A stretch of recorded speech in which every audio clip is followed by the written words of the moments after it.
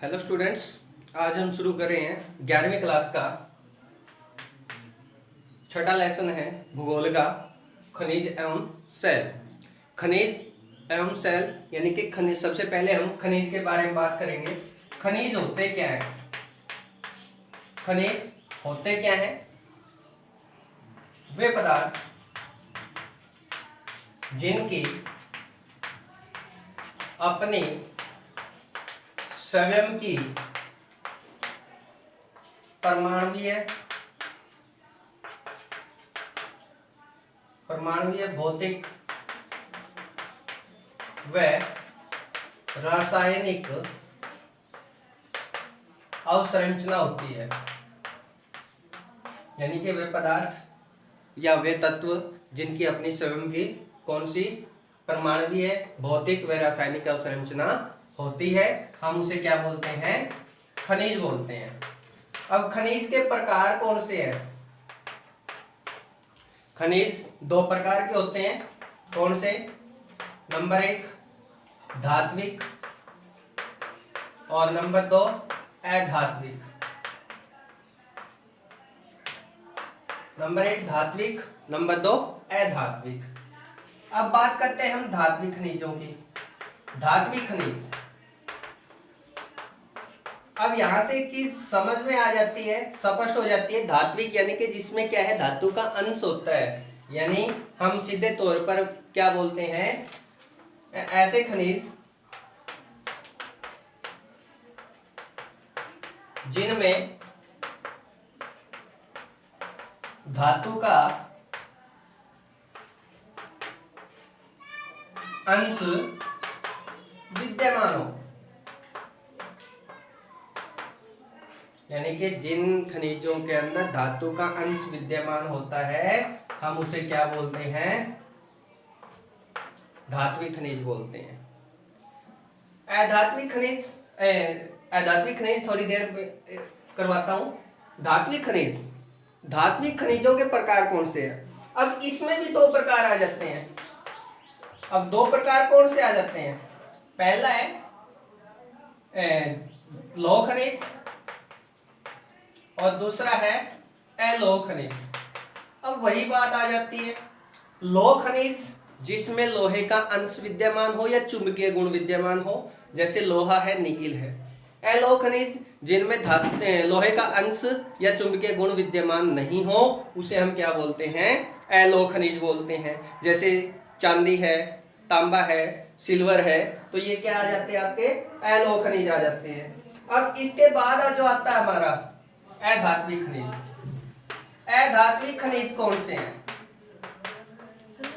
अधात्विक खनिज जिनमें धातु का अंश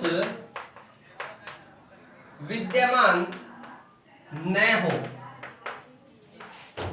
यानी कि जिनमें धातु का अंश विद्यमान न हो, हम उसे क्या बोलते हैं? अधात्विक खनिज। यानी कि जिनमें धातु का अंश नहीं पाया जाता। अब ये भी दो प्रकार के आ जाते हैं, जैव खनिज और दूसरा है अजैव खनिज। जो जैव खनिज है, जैव पदार्थों से बने हैं। अजैव खनिज है, अजैव पदार्थों से बने हैं। जैव खनिजों में अगर हम बात करें कोयला, पेट्रोलियम, और अजैव खनिजों की बात करें, अजैव में जैसे संगमरमर है, तो ये क्या आ जाते हैं? हमारे अजैव खनिज। एक बार हम इसको मैं सारणी बना के आपको करवाता हूं।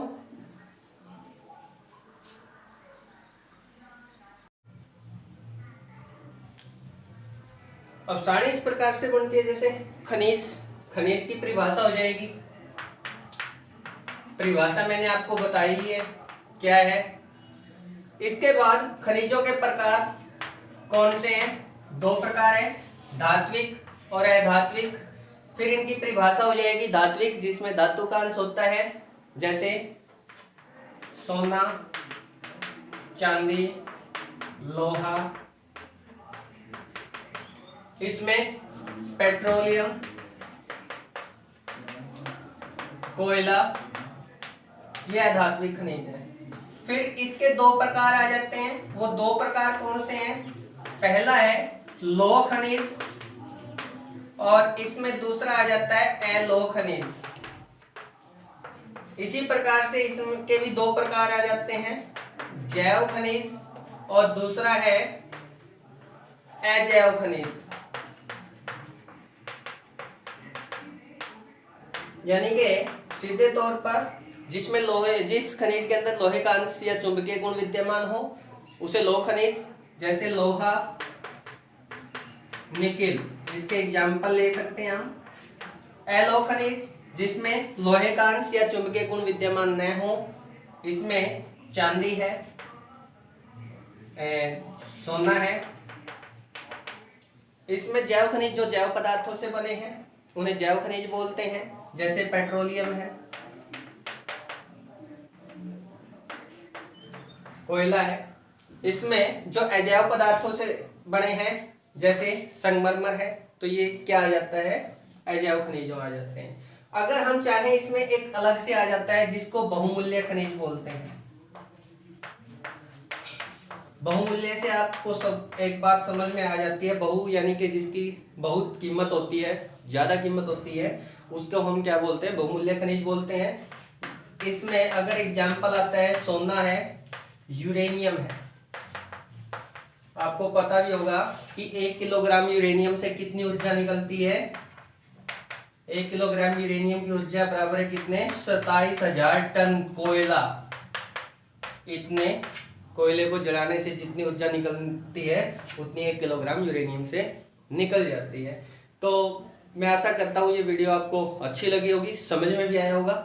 अगर समझ में नहीं आया है तो कमेंट में जरूर बताना है, और इसको लाइक, शेयर और इस चैनल को सब्सक्राइब करना है। धन्यवाद।